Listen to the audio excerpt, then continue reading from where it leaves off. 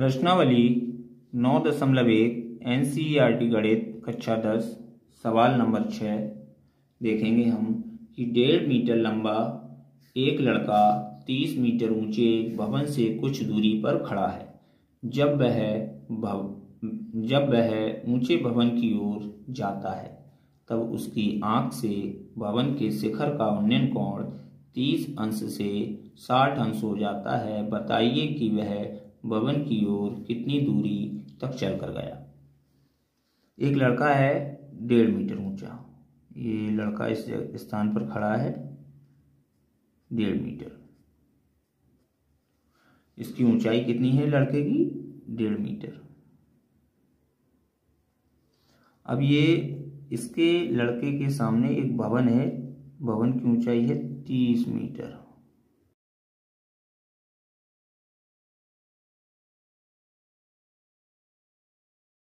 इस भवन की ऊंचाई है 30 मीटर।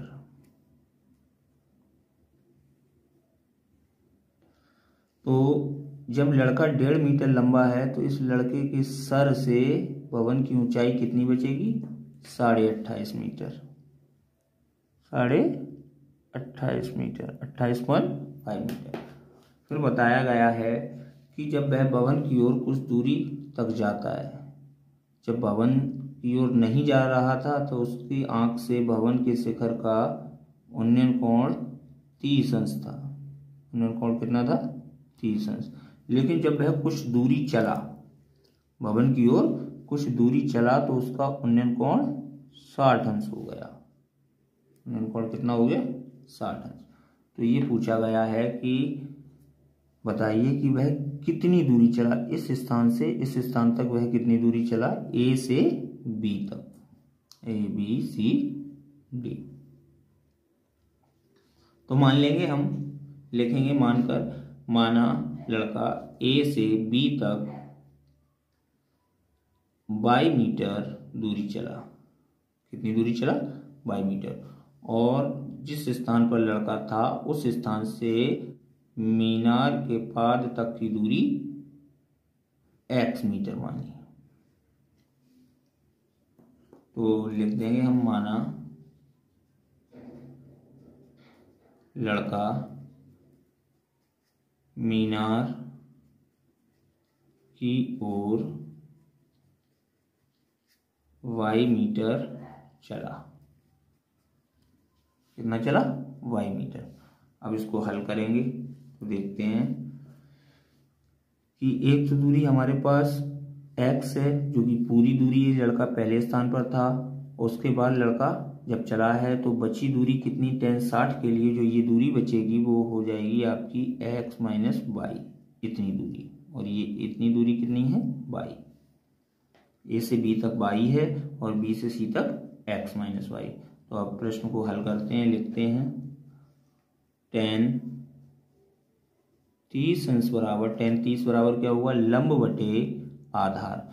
लंब आपका 28.5 है, लड़के की आंख से जो दूरी है, और आधार है 30 तक पूरा x, आधार है x। तो tan 30 की वैल्यू होती है आपकी 1/√3 बराबर 28.5 बटे x।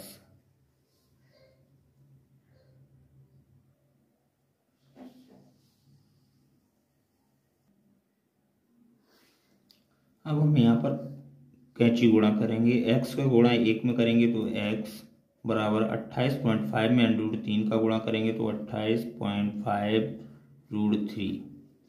तो ये हमारे पास x की वैल्यू प्राप्त हो चुकी है।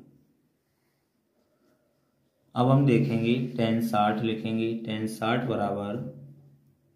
tan 60 अंश बराबर लंब बटे आधार। लंब आपके पास 28.5 है। फिर से एक बार देख लें 28.5 क्यों है? पूरी मीनार की लंबाई 30 मीटर है और लड़का 1.5 मीटर लंबा है, तो लड़का अपनी आंख से देखेगा। तो जो मीनार की ऊंचाई बचेगी लड़के की आंख से बचेगी, 30 में से 1.5 मीटर घटाएंगे तो 28.5। tan 60 में लंब बटे आधार, लंब है आपका 28.5 और आधार है x माइनस वाई।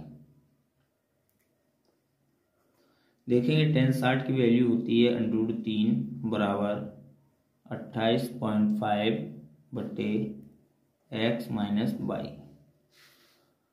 जब सवाल को हम आगे देखेंगे तो x माइनस वाई का गुणा √3 में करेंगे तो x माइनस वाई गुणा √3 बराबर 28.5। अब आगे देखेंगे x की वैल्यू रखेंगे। x की वैल्यू है आपके पास 28.5 √3, 28.5 √3 माइनस बाई और ब्रैकेट के बाहर √3 बराबर 28.5। √3 का अंदर गुणा करेंगे तो 28.5 √3 गुणा √3 3 हो जाएगा, माइनस √3 का बाई में गुणा करेंगे तो √3 बाई बराबर 28.5। 3 का गुणा 28.5 में करेंगे तो 3 पंजे 15, 3 अट्ठे 24 और 1 25, 3 दूनी 6 और 2 8, 85.5 माइनस √3 बाई बराबर 28.5। √3 बाई को इधर ले जाएंगे बराबर के और 28.5 को इधर लाएंगे तो 85.5 माइनस 28.5 बराबर √3 बाई। 5 में से 5 गए 0, 15 में से 8 गए 7 और 7 में से 2 गए 5, 57 बराबर √3 बाई। आप इसका √3 का 57 में भाग देंगे, बाई बराबर 57 बट्टे √3, भाग गुणा में पक्षांतर होकर भाग में आ जाएगा और इसका परमेयीकरण करने के लिए ऊपर √3 और नीचे √3 का गुणा कर देंगे अंश व हर में। तो ये हो जाएगा आपका 57 √3 बट्टे √3 3 से जब 57 काटेंगे तो 3 एकम 3 3 नेम 27 बाई बराबर 19 √3। ये आपका उत्तर होगा 19 √3 मीटर लड़का जो है मीनार के की तरफ चला। इसको आप दशमलव में भी निकाल सकते हैं √3 का मान रखने के बाद। अगला प्रश्न देखते हैं।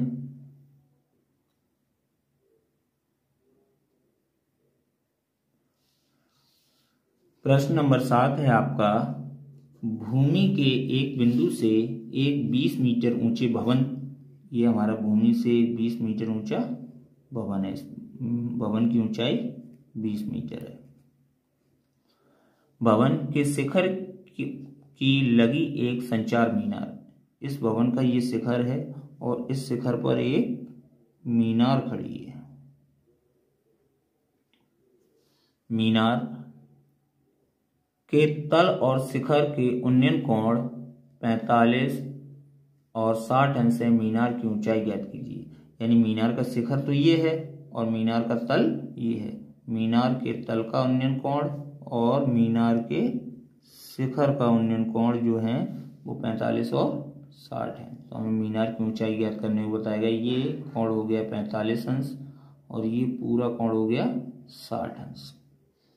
मीनार की ऊंचाई पूछिए तो हम मान लेंगे, माना मीनार की ऊंचाई इतनी की ऊंचाई पूछी h मीटर, माना मीनार की ऊंचाई h मीटर। इसको नाम दे देते हैं A B C D और ये जिस बिंदु पर कोण बन रहा है इस दूरी को मान लेंगे हम x।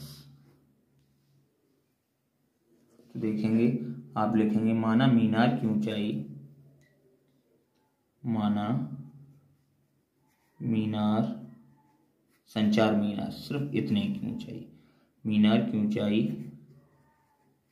बराबर h मीटर। मीनार की ऊंचाई h मीटर है। तब देखेंगे हम tan 45 में, tan 45 अंश बराबर लंब बटे आधार। लंब है आपका 20 मीटर, 45 यहाँ तक है कोण। tan 45 का कोण सिर्फ मीनार के पाद तक बन रहा है, जो मीनार है उसके पाद तक। tan 45 बराबर लंब आपका 20 बटे नीचे दूरी जो है वो x ले ली है आधार को। tan 45 की वैल्यू 1 बराबर 20 बट्टे x गुणा 1 में करेंगे, x एकम x बराबर 20 मीटर। जो हमारी इस भवन की ऊंचाई है वही हमारी 45 अंश के कोण की दूरी है, x बराबर 20 मीटर। अब देखेंगे tan 60 में, tan 60 अंश बराबर पूरी ऊंचाई कितनी हो गई, ये ऊंचाई h है और ये ऊंचाई 20 है, तो h प्लस 20, लंब कितना हो गया हमारा h प्लस 20 बट्टे दूरी कितनी है x। tan 60 की वैल्यू होती है √3 बराबर h प्लस 20 बट्टे x, और x की वैल्यू कितनी दी है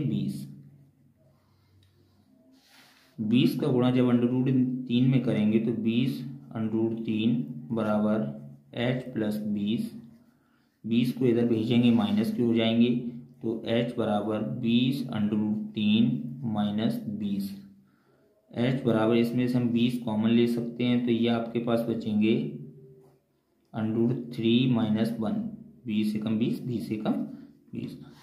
ये आपकी मीनार की संचार मीनार की ऊंचाई हो गई। इसको आप दशमलव में भी निकाल सकते हैं, h बराबर 20 √3 की वैल्यू 1.732 माइनस 1, तो ये आपके पास हो जाएगा h बराबर 20 गुणा 0.732, और जब आप 20 का गुणा करेंगे तो 20 का 0 लिख देंगे, 2 दूनी 4, 2 तिया 6 और 2 सत्ते 14, 3 अंक बाद दशमलव, 1 2 3, 1 2 3 अंक बाद दशमलव, तो 14.640 मीटर जो है मीनार की ऊंचाई है, जो कि एक भवन के शिखर पर लगी हुई है। यह आपका आंसर प्राप्त होता है। अगला प्रश्न देखते हैं। प्रश्न नंबर 8 है आपका, एक पेडिस्टल के शिखर पर, ये हमारा एक पेडिस्टल है और ये इसका शिखर है। शिखर पर 16 मीटर ऊंची एक मूर्ति लगी है। ये कोई मूर्ति है, इस मूर्ति की ऊंचाई 16 मीटर है, मूर्ति की ऊंचाई 16 मीटर है यहां तक।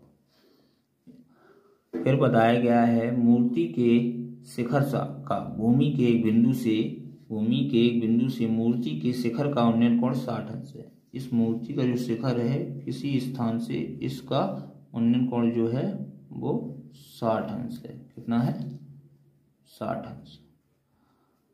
और उसी बिंदु से पेडिस्टल, ये पेडिस्टल है, कि शिखर का, पेडिस्टल का शिखर ये हो गया, का उन्नयन कोण 45 अंश है। इसी बिंदु से पेडिस्टल के शिखर का उन्नयन कोण 45 अंश है। तो पेडिस्टल की ऊंचाई याद करनी है हमें। किसकी ऊंचाई बतानी है, पेडिस्टल की। हमें पेडिस्टल की ऊंचाई बतानी है। पेडिस्टल की ऊंचाई मानी हमने h मीटर। इनको नाम दे देंगे A B C D। तो देखेंगे, लिखेंगे हम, माना पेडिस्टल की ऊंचाई h मीटर, माना पेडिस्टल की ऊंचाई बराबर h मीटर। तब देखेंगे, और जब पेडिस्टल की ऊंचाई को h मीटर माना तो इस दूरी, जो दूरी दी नहीं गई है, इस दूरी को हम x मीटर मान लेंगे, क्योंकि जो 45 अंश के कोण में मैं आपको बेसिक इंफॉर्मेशन में बता चुका था, जो ऊंचाई होती है वही आपकी दूरी होती है tan 45 के लिए। तो देखेंगे tan 45 अंश बराबर h बट्टे x, तो ये हो जाएगा 1 बराबर h बट्टे x और x बराबर h। x और h दोनों आपस में कैसे हैं, बराबर, क्योंकि जो ऊंचाई होगी वही दूरी। इसको आप इक्वेशन नंबर 1 समीकरण 1 मान सकते हैं। अब देखेंगे tan 60 अंश बराबर,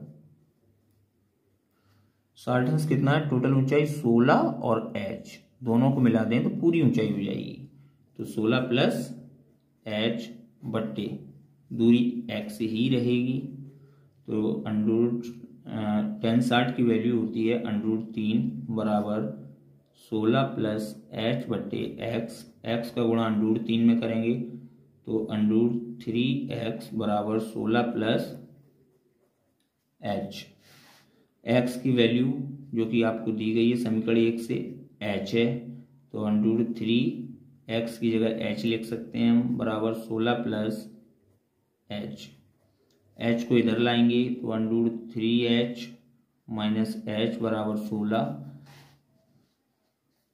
कॉमन लेंगे, कॉमन है आपका h, तो √3 माइनस 1 बराबर 16। आगे देखेंगे आप, h बराबर हो जाएगा 16 बट्टे √3 माइनस 1। इसका परमयीकरण कर सकते हैं आप। परमयीकरण करने के लिए √3 माइनस 1 जो है इसके अपोजिट चिन्ह √3 प्लस 1 का अंश में और √3 प्लस 1 का हर में गुणा करेंगे। ये बात मैं आपको पहले भी बता चुका हूँ पिछली वीडियोस में कि परमयीकरण करते समय हमें ये ध्यान रखना पड़ता है कि जो संयुग्मी है √3 माइनस 1 है तो दोनों में अंश व हर में प्लस का गुणा करेंगे, और यदि प्लस होता तो अंश व हर में माइनस का गुणा करते। ये आपका सूत्र बन जाएगा a माइनस बी और a प्लस बी बराबर होता है a² माइनस b²। नीचे ये हर वाला, तो h बराबर देखेंगे 16 का गुणा √3 प्लस 1 में करेंगे और √3 का स्क्वायर जैसा कि सूत्र से है a², a की जगह √3 है, b की जगह 1 है, 1 का स्क्वायर।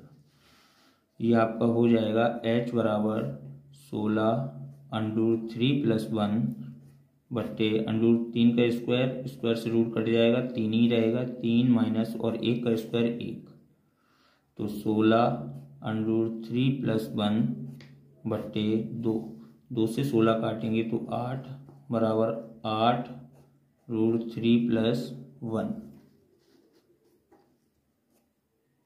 मीटर। तो जो ऊंचाई निकली है आपकी मूर्ति की, पेडिस्टल की, जो ऊंचाई निकली है आपकी पेडिस्टल की वो है 8 ब्रैकेट में √3 प्लस 1 मीटर। आप इसको दशमलव में भी लिख सकते हैं। h बराबर 8, √3 की वैल्यू होती है 1.732 और प्लस 1, तो ये आपके पास हो जाएगा h बराबर 8 गुणा 1 जोड़ेंगे तो 2.732, और जब 8 का गुणा करेंगे तो h बराबर 8 दूनी 16 की 6 हासिल लगाए 1, 8 तिया 24 और 1 25 हासिल 2, 8 सत्ते 56 और 2 58 की 8 हासिल 5, 8 दूनी 16 और 5 21, 3 अंक के बाद दशमलव 1 2 3 जैसा कि ऊपर है। तो ये आपकी पेडिस्टल की ऊंचाई हो जाएगी 21.856 मीटर। धन्यवाद। ये आपके सवाल खत्म होता है और आज का टॉपिक यहाँ पर समाप्त करते हैं। अगले सवाल अगली वीडियो में देखेंगे। तब तक आप इनका अध्ययन करें, रिवीजन करें और वीडियो को लाइक करें, चैनल को सब्सक्राइब करें।